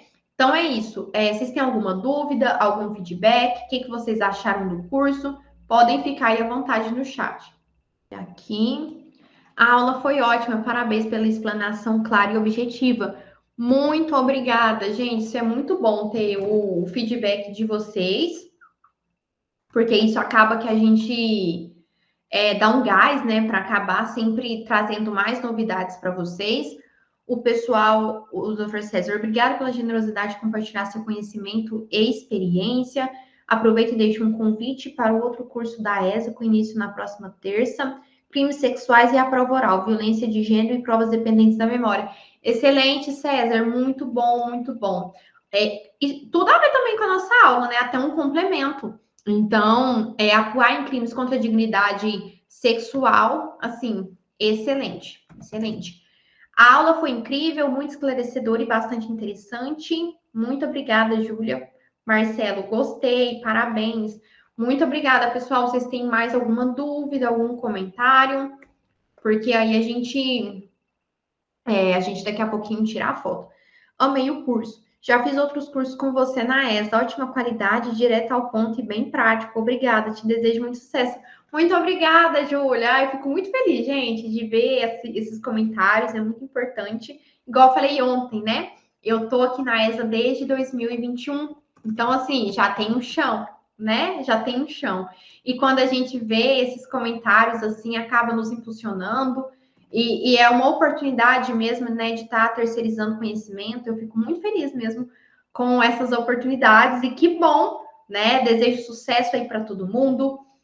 Gostaria de agradecer, gente, a participação de vocês, né? É muito difícil a gente conciliar a nossa rotina, entender ainda que agora tem um curso. Então, assim, muito, muito obrigada mesmo. Vocês foram sensacionais, adorei conhecê-los e espero que a gente consiga manter um contato nas redes sociais. Eu estou à disposição, então, quando tiverem aí alguma dúvida, pode estar me mandando mensagem. Processos aí em Minas Gerais, eu estou à disposição.